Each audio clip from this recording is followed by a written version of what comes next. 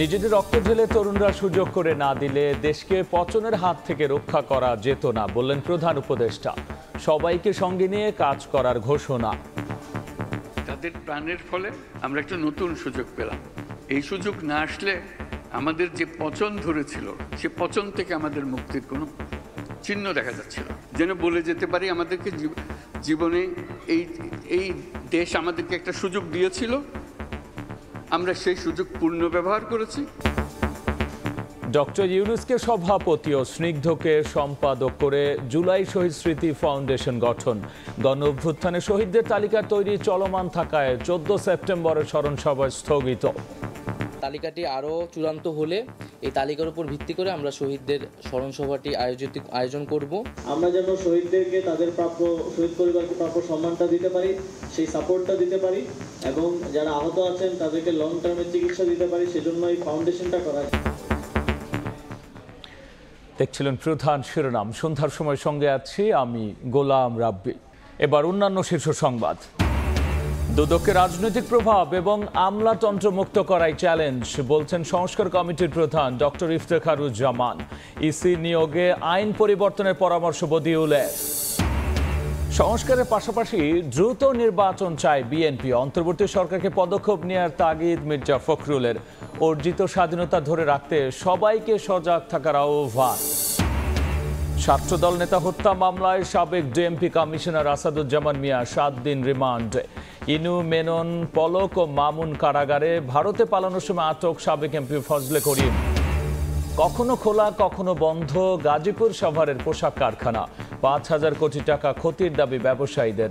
ঝুট ব্যবসার দ্বন্দ্বের শিকার কর্মীরা বললেন সচিব।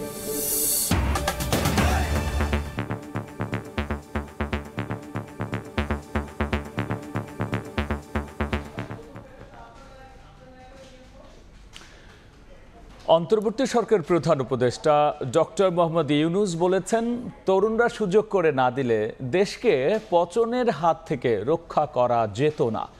দেশ গড়ার সুযোগ বারবার আসে না, তাই তিনি বলেছেন সবাইকে সঙ্গে নিয়ে কাজ করার। ইন্টারন্যাশনাল চেম্বার অব কমার্সের আয়োজনে ন্যাশনাল বিজনেস ডায়ালগ অনুষ্ঠানে বক্তব্য রাখেন প্রধান উপদেষ্টা। এ সময় তিনি শ্রমিক মালিক সম্পর্ক আরও দৃঢ় করার আহ্বান জানিয়েছেন। তিনি বলেছেন, স্বল্পোন্নত হিসেবে উত্তরণের পর বাংলাদেশকে শক্ত প্রতিযোগী হিসেবে গড়ে তুলতে হবে। অন্তর্বর্তী সরকার গঠনের 1 মাস পার করে দেশের শীর্ষ ব্যবসায়ীদের নিয়ে আনুষ্ঠানিক সংলাপে যোগ দিলেন প্রধান উপদেষ্টা doctor Mohammad Yunus. International chamber of কমার্সের আয়োজনে ন্যাশনাল বিজনেস ডায়ালগ শীর্ষক এই অনুষ্ঠানে ছিলেন প্রথিতযশা ব্যবসায়ী এবং উদ্যোক্তারা। অনুষ্ঠানের শুরুতেই ছাত্র জনতার অভ্যুত্থানে নিহতদের স্মরণে নীরবতা পালন এবং মোনাজাত করা হয়। ব্যবসায়ী নেতৃবৃন্দ এবং সরকারের উপদেষ্টাদের পর বক্তব্য রাখেন ডক্টর ইউনূস। প্রধান উপদেষ্টার সাফ বার্তা, নিজেদের রক্ত ঢেলে নতুন দেশ গড়ার যে সুযোগ দিয়েছে তরুণরা, তা হাতছাড়া করলে পথ হারাবে দেশ। এটা সাধারণ একটা রাজনৈতিক আন্দোলন ছিল না। এই সুযোগ না আসলে আমাদের যে পচন ধরেছিল সে পচন থেকে আমাদের মুক্তির কোনো চিহ্ন দেখা যাচ্ছিল না। আমরা আর পচন নয়, আমরা সুস্থ জাতি হিসেবে, সবল জাতি হিসেবে দাঁড়াতে চাই। যেই স্বপ্নের পেছনে গিয়ে তুমি প্রাণ দিয়েছ, সে নতুন বাংলাদেশ গড়ার, সে নতুন বাংলাদেশ গড়বই। এই সুযোগ জাতির জীবনে বারে বারে আসে না। অতীত আপনাকে আর টানবে না। যে সুযোগ আর কখনো আসে কিনা জানি না, এই সুযোগ হারিয়ে ফেললে জাতির কাছে আর কিছুই অবশিষ্ট থাকবে না। ডক্টর ইউনূসের আহ্বান, স্বল্পোন্নত কাতার থেকে উত্তরণের পর দেশকে আরো বড় প্রতিযোগী হয়ে গড়ে উঠতে হবে। সব বিষয় আমরা জানি না, আমাদের অভিজ্ঞতা নাই, কিন্তু এক যুগে কাজ করলে অভিজ্ঞতা তো এসে যাবে। যদি আমরা লো ইনকাম কান্ট্রি থেকে মিড ইনকাম কান্ট্রিতে চলে যাই, তাহলে অনেক সুযোগ সুবিধা হারিয়ে ফেলবো। কিন্তু সেই প্রতিযোগিতায় শক্ত প্রতিযোগী হবার জন্য আমরা সামর্থ্য অর্জন করতে চাই, আমরা পেছনে থাকতে চাই না। পুরো সমাজকে বদলে দিতে সামাজিক ব্যবসা মডেলের কথাও সবাইকে স্মরণ করিয়ে দেন প্রধান উপদেষ্টা। আমি যতদিন আছি আপনাদেরকে খালি উৎসাহিত করব, সামাজিক ব্যবসা করেন, যা ব্যবসা করেন, টাকা পয়সা করেন, অসুবিধা নেই, পাশে একটা সামাজিক ব্যবসা করেন। কী জন্য করবেন? আপনার গ্রাম, আপনার থানা, আপনার উপজেলা, সেখানে মানুষের খাবার পানির যদি অভাব থাকে, আপনি একটা কাজ করবেন যাতে খাবার পানি মানুষে পায়, বিশুদ্ধ পানি পায়, চিকিৎসার সুযোগ পায়। সরকারের উপরে কেন ভরসা করে বসে থাকেন? নতুন দেশ গড়ার পথে সবাইকে পাশে চান বর্তমান সরকারের মূল দায়িত্বে থাকা নোবেল জয়ী এই অর্থনীতিবিদ। দেবাশিস রায়, সময় সংবাদ, ঢাকা। প্রধান উপদেষ্টা ডক্টর মোহাম্মদ ইউনূসকে সভাপতি ও শহীদ মুগ্ধর ভাই স্নিগ্ধকে সাধারণ সম্পাদক করে জুলাই স্মৃতি ফাউন্ডেশনের 21 সদস্যের কমিটি করা হয়েছে। শহীদ পরিবারের দায়িত্ব নেওয়া সহ বিভিন্ন চিকিৎসার ব্যয় বহন করা হবে এই ফাউন্ডেশনের মাধ্যমে। উপদেষ্টা পরিষদের বৈঠক শেষে বিকেলে ফরেন সার্ভিস একাডেমিতে কথা জানান যুব ক্রীড়া উপদেষ্টা আসিফ মাহমুদ এবং পানি সম্পদ ও পরিবেশ উপদেষ্টা সৈয়দা রিজওয়ানা হাসান। তারা জানিয়েছেন, গণহত্যার বিচারের স্বার্থে শেখ হাসিনার প্রত্যাবর্তন আইনি প্রক্রিয়া হবে। ন্যায্যতার ভিত্তিতে প্রতিবেশী দেশগুলোর সঙ্গে সম্পর্ক থাকবে, তবে সেটি নত জানু নীতি অবলম্বন করে নয়। 2-3 সপ্তাহের মধ্যে লোডশেডিং সমস্যার সমাধানের চেষ্টা চলছে বলেও জানান তারা।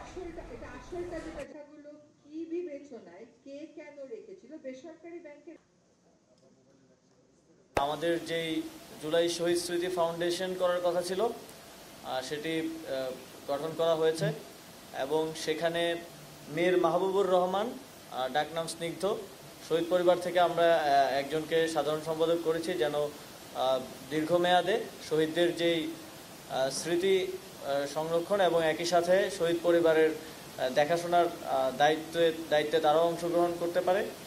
ফ্যাসিবাদী ব্যবস্থার মুখপাত্র হিসাবে বিচারের প্রক্রিয়াতে তাকে থাকতে হবে, কারণ দায় দায়িত্ব এখানে একটা ব্যাপার আছে।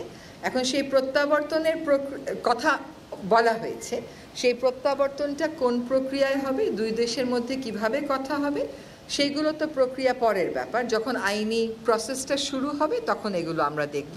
আমাদের চেষ্টা হবে আমাদের পাশের দেশ এবং সকল দেশের সাথে বন্ধুত্বপূর্ণ সম্পর্ক বজিয়ে রাখা। ছাত্র জনতার আন্দোলনে নিহতদের মধ্যে এ পর্যন্ত 728 শহীদের তালিকা তৈরি করেছে স্বাস্থ্য মন্ত্রণালয়। বিকেলে সচিবালয় ব্রিফিংয়ে তথ্য জানিয়েছেন তথ্য সম্প্রচার উপদেষ্টা নাহিদ ইসলাম। শহীদদের তালিকা তৈরির কাজ চলমান থাকায় আগামী 14 সেপ্টেম্বরের স্মরণসভা স্থগিত করা হয়েছে বলেও জানিয়েছেন তিনি।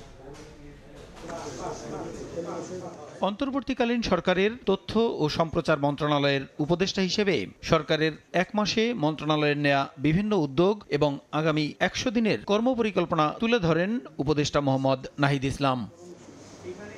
এ সময় তিনি জানান, বিগত সরকারের সময়ে এই মন্ত্রণালয়ে চুক্তিভিত্তিক বিভিন্ন নিয়োগ বাতিল সহ বেশ কিছু ইতিবাচক উদ্যোগ নিয়েছে সরকার। 100 দিনের মধ্যে গণমাধ্যম কর্মী আইন ও সম্প্রচার আইন প্রণয়ন সহ একটি স্বাধীন গণমাধ্যম কমিশন গঠনের উদ্যোগ নেওয়ার কথাও জানান তিনি। বিভিন্ন কর্মকর্তা যাদের বিরুদ্ধে অভিযোগ রয়েছে অদক্ষতা বা দুর্নীতি, প্রমাণের ভিত্তিতে তাদের বিরুদ্ধে আইনি ব্যবস্থাও নেওয়া হবে। মূলত আমরা যে আইন এবং নীতিমালা সেখানে বেশি গুরুত্ব দিচ্ছি। সাইবার সিকিউরিটি অ্যাক্টের থেকে আমরা কিন্তু আরও আগেই এটা আমাদের মন্ত্রণালয় থেকে সুপারিশ জানিয়েছি আইন মন্ত্রণালয়ের কাছে। আমাদের প্রিন্সিপাল হচ্ছে আন্তর্জাতিক মানবাধিকার আইনের সাথে সাংঘর্ষিক বা গণমাধ্যমের বাক স্বাধীনতার সাথে সাংঘর্ষিক কোনো আইন আমরা রাখবো না। ছাত্র জনতার আন্দোলন ঘিরে নিহতদের তালিকা প্রণয়ন সম্পূর্ণ না হওয়ায় তাদের স্মরণে 14 সেপ্টেম্বরের অনুষ্ঠানটি স্থগিত করা হয়েছে।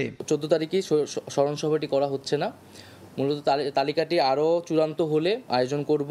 যথেষ্ট প্রমাণ না থাকলে যে কোনো ব্যক্তির বিরুদ্ধে হত্যা মামলা দায়ের না করতে সুস্পষ্ট নির্দেশ দেওয়া হয়েছে।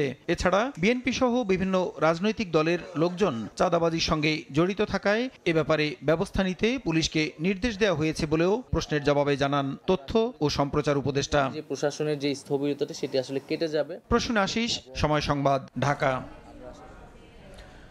রাজনৈতিক প্রভাব এবং আমলাতন্ত্রের কাছে জিম্মি দুর্নীতি দমন কমিশন, এ থেকে সংস্থাটি মুক্ত করাই চ্যালেঞ্জ হবে বলে জানিয়েছেন দুদক সংস্কার কমিটির প্রধান ইফতেখারুজ্জামান। তিনি মনে করেন দুদকের উচ্চ পর্যায়ের নিয়োগে এমন কাউকে থাকতে হবে যারা ব্যক্তি জীবনে রাজনীতির প্রভাব মুক্ত। আবার এর পাশাপাশি দুদকের আলাদা প্রসিকিউশন টিম থাকার প্রয়োজন রয়েছে বলেও উল্লেখ করেছেন তিনি। শ্রদ্ধা জানাচ্ছি।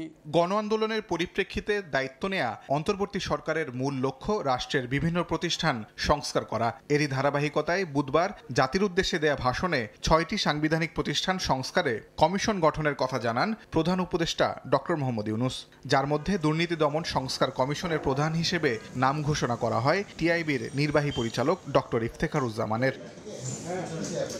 তাৎক্ষণিক প্রতিক্রিয়ায় বৃহস্পতিবার ইফতেখারুজ্জামান বলেন, দুদক রাজনৈতিক প্রভাব এবং আমলাতন্ত্রের কাছে জিম্মি, এর থেকে প্রতিষ্ঠানটিকে মুক্ত করাই বড় চ্যালেঞ্জ।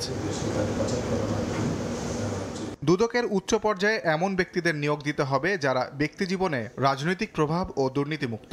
পাশাপাশি দুদকের আলাদা প্রসিকিউশন টিম থাকা প্রয়োজন বলেও উল্লেখ করেন ইফতেখারুজ্জামান। দুদক এমনভাবে পুনর্গঠন করতে হবে যাতে এটি যে আইনগত এবং প্রাতিষ্ঠানিক যে সক্ষমতাটা আছে, পরবর্তী যে কোনো সরকারের অধীনে রাষ্ট্রীয় প্রতিষ্ঠানগুলো যেন স্বাধীনভাবে কাজ করতে পারে সংস্কার কমিশন সেই দিকটিকে বিশেষ গুরুত্ব দেবে বলেও জানান ইফতেখারুজ্জামান। তাজওয়ার মাহমিদ, সময় সংবাদ, ঢাকা। সন্ধ্যার সময় আরও থাকছে। ক্রীড়া পরিষদের বরাদ্দকৃত দোকান ভাড়ার বাড়তি অর্থ কোথায় যায় খতিয়ে দেখবেন যুব ক্রীড়া উপদেষ্টা। দুর্নীতির সঙ্গে কেউ জড়িত থাকলে ব্যবস্থা নেবে সরকার। সংস্কারের পাশাপাশি দ্রুত নির্বাচন চায় বিএনপি। নির্বাচিত জনপ্রতিনিধিদের হাতে ক্ষমতা হস্তান্তরে অন্তর্বর্তী সরকারকে পদক্ষেপ নেওয়ার তাগিদ দিয়েছেন দলটির মহাসচিব মির্জা ফখরুল ইসলাম আলমগীর। ছাত্র জনতার অভ্যুত্থানের মাধ্যমে অর্জিত নতুন স্বাধীনতা ধরে রাখতে সবাইকে সজাগ থাকার আহ্বান জানিয়েছেন তিনি। নয়াপল্টনে বিএনপি কেন্দ্রীয় কার্যালয়ের সংবাদ সম্মেলনে মির্জা ফখরুল এ আহ্বান জানান। শেখ হাসিনা সরকারের পতনের পর আগামী 15 সেপ্টেম্বর প্রথমবারের মতো পালিত হচ্ছে আন্তর্জাতিক গণতন্ত্র দিবস। দিবসটি এবার গুরুত্বের সঙ্গে পালনের উদ্যোগ নিয়েছে বিএনপি। বৃহস্পতিবার নয়াপল্টনে বিএনপির কেন্দ্রীয় কার্যালয়ে এ বিষয়ে সংবাদ সম্মেলন করেন দলের মহাসচিব মির্জা ফখরুল ইসলাম আলমগীর। এ সময় আন্তর্জাতিক গণতন্ত্র দিবসকে প্রাতিষ্ঠানিক রূপ দিতে 14 ও 15 সেপ্টেম্বর দুদিনের দলীয় কর্মসূচি ঘোষণা করেন তিনি। গণতন্ত্রকে প্রাতিষ্ঠানিক রূপ দেওয়ার জন্য আমরা এটাকে গুরুত্ব সহকারে পালন করতে চাই। 14 তারিখে আমাদের 3:30টায় বিকাল 3:30টায় শহীদ মিনারে একটি সমাবেশ অনুষ্ঠিত হবে। 15 তারিখে আমরা কেন্দ্রীয় অফিসের সামনে অর্থাৎ নয়াপল্টনের এখানে আমরা একটা সমাবেশ করব। সমাবেশটা হচ্ছে গণতন্ত্রকে প্রাতিষ্ঠানিক রূপ দেওয়ার সমাবেশ। সংবিধান সংস্কারে অন্তর্বর্তী সরকারকে প্রয়োজনীয় সময় দেয়া হবে জানিয়ে বিএনপি মহাসচিব বলেন, সংস্কারের ক্ষেত্রে জনগণের প্রত্যাশাকে মূল্যায়ন করতে হবে। এছাড়াও জনগণের শাসন প্রতিষ্ঠায় দ্রুত সময়ের মধ্যে নির্বাচিত জনপ্রতিনিধিদের হাতে ক্ষমতা হস্তান্তরের পদক্ষেপ নেয়ার আহ্বান জানান তিনি। অতি দ্রুত যেন এই সংস্কারের কাজগুলো শেষ করা হয়। মূল যে বিষয়টা রয়েছে গণতন্ত্রের জন্যে জনগণের প্রতিনিধিদের শাসন, তাদের পরিচালনা, তাদের শাসন, জনগণের নির্বাচিত পার্লামেন্ট দিয়ে দেশ চলবে, সেই বিষয়টা যেন আপনার অবশ্যই দ্রুততার সঙ্গে আপনার সমাপ্ত হয়। এ সময় বিএনপি চেয়ারপারসন বেগম খালেদা জিয়ার শারীরিক অবস্থা নিয়ে ব্রিফ করেন তার ব্যক্তিগত চিকিৎসক ডাক্তার AJM জাহিদ হোসেন। জানান, উন্নত চিকিৎসার জন্য বিএনপি চেয়ারপারসনের শারীরিক অবস্থা পর্যালোচনা করে প্রয়োজনীয় ব্যবস্থা নেওয়া হবে। একজনকে বাইরে নিতে হলে শারীরিক সুস্থতা প্রয়োজন, প্লেনে উঠতে হলে নেগেটিভ প্রেশার সহ্য করার মতো সুস্থতা থাকতে হয়। মেডিকেল বোর্ড সে বিষয়গুলো বিবেচনায় নিয়ে দেশি বিদেশি সদস্যরা আলোচনা করছেন। এ সময় ডাক্তার জাহিদ অভিযোগ করেন, বিগত সরকার বেগম জিয়াকে জেলে রেখে প্রয়োজনীয় চিকিৎসা প্রদানে অবহেলা করেছে। দিন মোহাম্মদ সাব্বির, সময় সংবাদ। ছাত্রদল নেতা জনি হত্যা মামলায় ডিএমপির সাবেক কমিশনার আসাদুজ্জামান মিয়ার 7 দিনের রিমান্ড মঞ্জুর করেছেন আদালত। একই মামলায় গ্রেফতার দেখিয়ে কারাগারে পাঠানো হয়েছে 4 জনকে। তারা হলেন হাসানুল হক ইনু, রাশেদ খান মেনন, জুনায়েদ আহমেদ পলক ও সাবেক আইজিপি চৌধুরী আব্দুল্লাল মামুন। মিয়াকে গ্রেফতার করেছে র্যাব। খিলগা থানা একটি হত্যা মামলায় তাদেরকে গ্রেফতার দেখানো হয়। পরবর্তীতে আদালত তাদেরকে এই মামলায় রিমান্ড প্রার্থনা করা হয় নাই। বিজ্ঞ আদালত তাদেরকে গ্রেপ্তার দেখিয়ে জেল হাজতে পাঠানোর আদেশ দেন। বাটা থানা মামলায়ও আব্দুল্লাল মামুনকে গ্রেপ্তার দেখানো হয়। এদিন বিকেলে 4টার দিকে আসাদুজ্জামান মিয়াকে আদালতে তোলা হয়। এ সময় খিলগাঁও থানায় দায়ের করা ছাত্রদল নেতা জনি হত্যা মামলায় তার 7 দিনের রিমান্ড আবেদন মঞ্জুর করেন আদালত। জনি হত্যাকাণ্ড ছাড়াও আরও যেসব অপরাধে জড়িত ছিলেন সে বিষয়গুলো খতিয়ে দেখতে সাবেক এই পুলিশ কর্মকর্তার রিমান্ড আবেদন মঞ্জুর করা হয়েছে বলে জানান রাষ্ট্রপক্ষের আইনজীবী। এই এনকাউন্টারের সঙ্গে এবং এই ক্রস ফায়ারের সঙ্গে তার জড়িত থাকার বিষয়টা নিশ্চিত হওয়ার কারণে আরও জিজ্ঞাসাবাদ করার জন্য এটার সঙ্গে কারা কারা জড়িত তা উদ্ঘাটন করার জন্য 10 দিনের রিমান্ড প্রার্থনা করে। এদিকে আসাদুজ্জামান মিয়া জামিন আবেদন করলে তা নামঞ্জুর করেন আদালত। উদ্দেশ্য প্রণোদিতভাবে রাজনৈতিক কারণে তাকে এই মামলায় ফাঁসানো হয়েছে বলে অভিযোগ করেন তার আইনজীবী। আমরা এমন বলতে পারি ঘোড়ার আগে গাড়ি গেছে, যে 2015 সালের ঘটনা সেইটা 2024 সালে মামলা করে উদ্দেশ্য প্রণোদিতভাবে এই মামলায় সম্পৃক্ত করা হয়েছে। এছাড়া হাজারীবাগ থানার অপহরণ মামলায় ঢাকা জেলার সাবেক পুলিশ সুপার আব্দুল্লাহ হিল কাফির জামিন আবেদন নামঞ্জুর করেন আদালত। তবে সাভারের লাশ পোড়ানোর মামলায় তার আরও 5 দিনের রিমান্ড আবেদন মঞ্জুর করেছে আদালত। সাভারের প্রথম শহীদ আসাবুল ইয়ামিনের যে হত্যা, ওই মামলাতে এজাহারভুক্ত আসামি আব্দুল্লাহ হিল কাফি, ওনাকে আজকে গ্রেপ্তার দেখিয়ে রাষ্ট্রপক্ষের 12 দিনের রিমান্ড আবেদনের প্রেক্ষিতে বিজ্ঞ আদালত সন্তুষ্ট হয়ে 5 দিনের রিমান্ড মঞ্জুর করেছেন। কঠোর নিরাপত্তার মধ্যে দিয়ে এদিন আসামিদের আদালতে নেওয়া হয়। রায়দুল ইসলাম শুভ, সময় সংবাদ, ঢাকা। ভারতে পালানোর সময় আটক হয়েছেন চট্টগ্রাম 6 আসনের সাবেক সংসদ সদস্য ফজলে করিম চৌধুরী। তাকে ব্রাহ্মণবাড়িয়ার আখাউড়া সীমান্ত থেকে আটক করেছে বিজিবি। সকালে অবৈধভাবে ভারতে পালানোর সময় আখাউড়ার গাজীর বাজারের ফকির মোড়া এলাকা থেকে তাকে আটক করা হয়। বিজিবি জানিয়েছে ভারতে পালানোর সময় ফজলে করিম সহ আখাউড়ার সাবেক ইউপি সদস্য হান্নান মোল্লা এবং মানব পাচার চক্রের সদস্য নাইম চৌধুরীকে আটক করা হয়েছে। গত 5 আগস্ট সরকার পতনের পর থেকে আত্মগোপনে ছিলেন ফজলে করিম। তার বিরুদ্ধে চট্টগ্রাম ও রাউজানে একাধিক মামলা হয়েছে।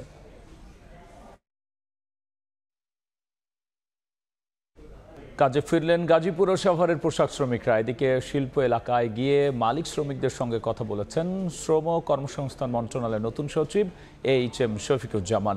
গাজীপুরের টঙ্গীতে মতবিনিময় সভায় তিনি বলেছেন, ঝুট ব্যবসার দ্বন্দ্বের শিকার হচ্ছেন শ্রমিকরা। কাজে ফিরতে শুরু করেছেন শিল্পনগরী গাজীপুর ও সাভারের ইপিজেডের পোশাক কারখানার শ্রমিকরা। এতে স্বাভাবিক হয়েছে অধিকাংশ পোশাক কারখানার উৎপাদন। নির্ধারিত সময়ে বেতন দেয়া, হাজিরা বোনাস বাড়ানো, বার্ষিক পাওনা ছুটি ছাঁটাই বন্ধ সহ নানা দাবিতে প্রতিদিনই বিভিন্ন স্থানে চলছে পোশাক শ্রমিকদের অসন্তোষ। সমস্যা সমাধানে বৃহস্পতিবার সকালে গাজীপুরের টঙ্গীতে শিল্প মালিক ও সংশ্লিষ্টদের সঙ্গে মতবিনিময় করেন শ্রম ও কর্মসংস্থান মন্ত্রণালয়ের নবনিযুক্ত সচিব HM শফিকুজ্জামান। দাবি করেন, জুট ব্যবসার দ্বন্দ্বে পোশাক কারখানার শ্রমিকদের ব্যবহার করা হচ্ছে। এ কারণে শিল্পনগরীতে কাটছে না অসন্তোষ। সংকট সমাধানে বিজিএমইএ ও শ্রমিক সংগঠনের নেতাদের সঙ্গে আলোচনা চলছে বলে জানান তিনি। পরে কয়েকটি তৈরি পোশাক কারখানা ঘুরে দেখেন তিনি, কথা বলেন শ্রমিকদের সঙ্গে। যারা এই ঝুট ব্যবসা নিয়ন্ত্রণ করে এবং সেই ঝুট ব্যবসা যেহেতু একটা সময় এটি নিয়ন্ত্রণ করতো একটা গ্রুপ, এখন আবার নতুন গ্রুপ আসছে এবং সেখানে কিন্তু একটা ঝামেলা হচ্ছে। এই ঝামেলা কিন্তু এই শ্রমিকদের দিয়ে করানো হচ্ছে। এটি আমাদের গোয়েন্দা রিপোর্ট আমি নিয়ে আসছি, সেখানে স্পষ্টীকরণ করা হচ্ছে এবং শ্রমিক লিডারও এটা বলবেন। এদিকে সাভারের আশুলিয়ায় কর্মপরিবেশ এখনও স্বাভাবিক হয়নি। অনির্দিষ্টকালের জন্য বন্ধ ঘোষিত কারখানাগুলো বৃহস্পতিবার পর্যন্ত খুলেনি। তবে শ্রমিকরা কাজে যোগ দেওয়ায় ইপিজেড সহ আশপাশের অনেক কারখানায় উৎপাদন সচল হয়েছে। সড়ক মহাসড়কে বাড়ানো হয়েছে শিল্প, পুলিশ, র্যাব, বিজিবি সহ সেনাবাহিনীর টহল। 1 বছর চাকরির বয়স হওয়ার আগেই সেগুলো লোকগুলো ছাঁটাই করে বের করে দেয়, বোনাস দেয় না। দ্বিতীয় সমস্যা, ওয়ার্কারে 5টার পরে ডিউটি করাই, ওগুলোর ওভার টাইম দেয় না। আমরা 9টা বাজে সবাই গেটে দাঁড়াইছিলাম, মালিক পক্ষের কোনো লোকজন এসে বলে না যে তোমরা অপেক্ষা করো কিংবা আজকে বাসায় যাও, কালকে বা পরশু দিনকে মালিক পক্ষ এসে তোমাদের একটা ডিসিশন দিব। কিছু কিছু ফ্যাক্টরিতে যেগুলো খোলা আছে সেখানে আন্দোলন আছে, মানে দাবি দেওয়া নিয়ে তাদের মধ্যে কথা চলছে। অন্য সকল ফ্যাক্টরিগুলোতে যথাযথভাবে কাজ চলছে। শ্রম সচিব জানায়, বৃহস্পতিবার নারায়ণগঞ্জে শতভাগ কারখানা খোলা থাকলেও গাজীপুরে 8টি এবং আশুলিয়ায় 160টি বন্ধ রয়েছে। রাজিবুল হাসান, সময় সংবাদ। ছাত্র জনতার অভ্যুত্থানের পর দুষ্কৃতিকারীরা নাজুক আইন শৃঙ্খলা পরিস্থিতির সুযোগ নেওয়ার চেষ্টা করছে জানিয়ে ব্যবসায়ী নেতারা বলেছেন, শিল্পাঞ্চলে সার্বক্ষণিক যৌথ বাহিনীর উপস্থিতি নিশ্চিত করতে হবে। বিকেলে hotel intercontinental international chamber of commerce আয়োজিত ন্যাশনাল বিজনেস ডায়ালগে ব্যবসায়ীরা জানান, অভ্যুত্থান পরবর্তী 100 কারখানায় ভাঙচুর এবং 200-এরও বেশি কারখানা বন্ধ থাকায় ক্ষতি হতে পারে অন্তত 5,000 কোটি টাকার। ছাত্র জনতার অভ্যুত্থানের পরবর্তী সময় থেকে দেশে আইন শৃঙ্খলা বাহিনীর একটি বড় অংশ শূন্যতা সৃষ্টি হয়েছে। এই সুযোগে কিছু দুষ্কৃতকারী দেশে বিশৃঙ্খলা সৃষ্টির প্রচেষ্টা চালাচ্ছে, যার একটি বড় প্রভাব পড়েছে রপ্তানি সহ সকল শিল্প কারখানার উপরে। দুষ্কৃতকারীদের হামলার কারণে এ যাবৎ প্রায় আনুমানিক 100টি শিল্প ক্ষতিগ্রস্ত হয়েছে এবং অবস্থা বেগতিক দেখে 200-র অধিক কারখানা বন্ধ রাখতে হয়েছে। আমরা অবিলম্বে সকল শিল্পাঞ্চলে যৌথ বাহিনীর অধিকতর উপস্থিত সার্বক্ষণিকভাবে নিশ্চিত করার জন্য আপনার কাছে অনুরোধ জানাচ্ছি। আবারও কেউ ফ্যাসিস্ট হলে তাকেও শেখ হাসিনার মতো দেশ ছাড়া করা হবে বলে হুঁশিয়ারি দিয়েছেন বৈষম্য বিরোধী ছাত্র আন্দোলনের সমন্বয়ক সার্জিস আলম।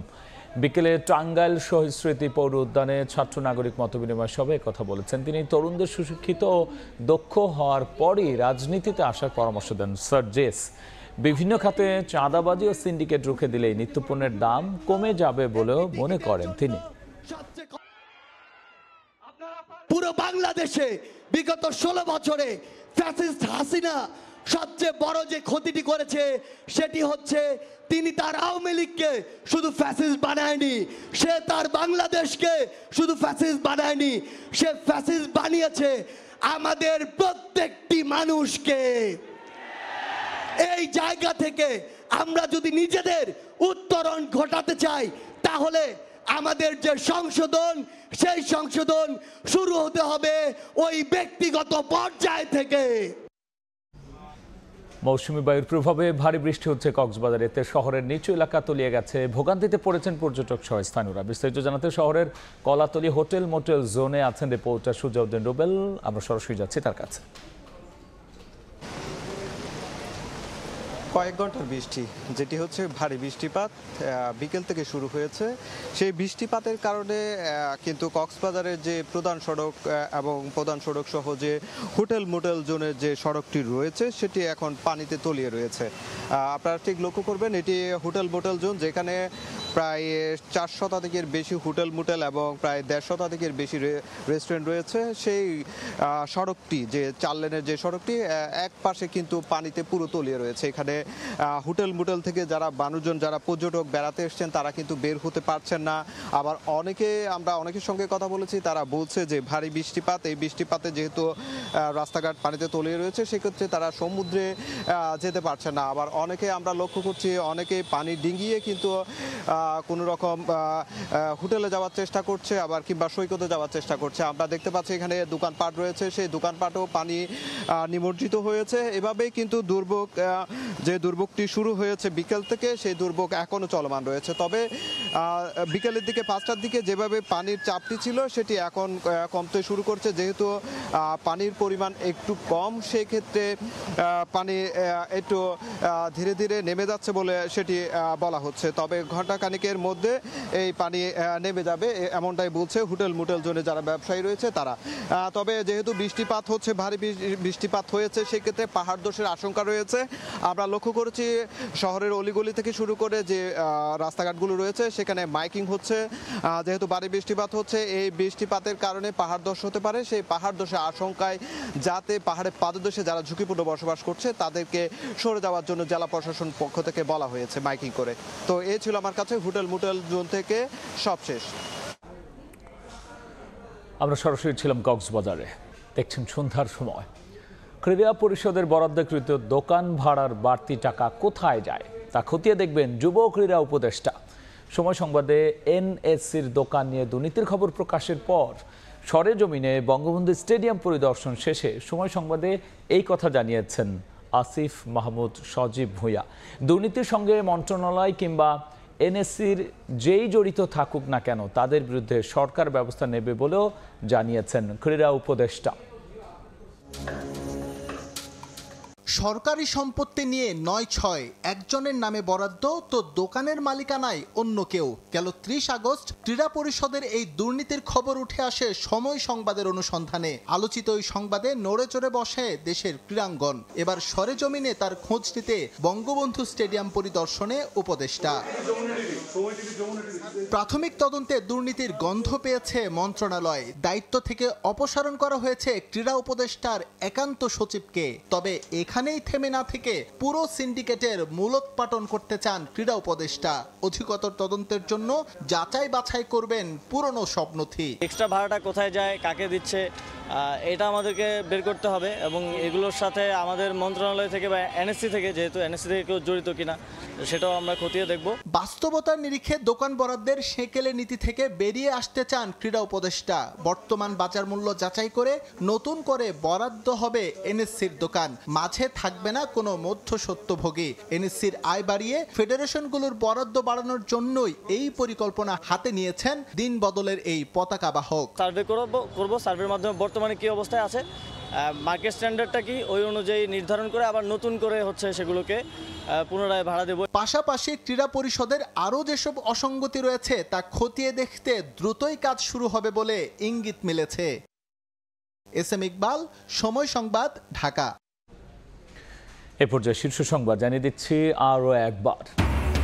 তরুণরা সুযোগ করে না দিলে দেশকে পতনের হাত থেকে রক্ষা করা যেত না বললেন প্রধান উপদেষ্টা। ডক্টর ইউনূসকে সভাপতি করে জুলাই শহীদ স্মৃতি ফাউন্ডেশনের কমিটি গঠন। কখনো খোলা কখনো বন্ধ গাজীপুর শহরের পোশাক কারখানা, 5,000 কোটি টাকা ক্ষতির দাবি ব্যবসায়ীদের। ঝুট ব্যবসার দ্বন্দ্বের শিকার কর্মীরা বললেন সচিব। এবং দুদককে রাজনৈতিক প্রভাব এবং আমলাতন্ত্র মুক্ত করাই চ্যালেঞ্জ বলছেন সংস্কার কমিটির প্রধান ডক্টর ইফতেখারুজ্জামান। ইসি নিয়োগে আইনের পরিবর্তনের পরামর্শ বদিউলের। এই ছিল সন্ধ্যার সময়, সঙ্গেই থাকুন সময়।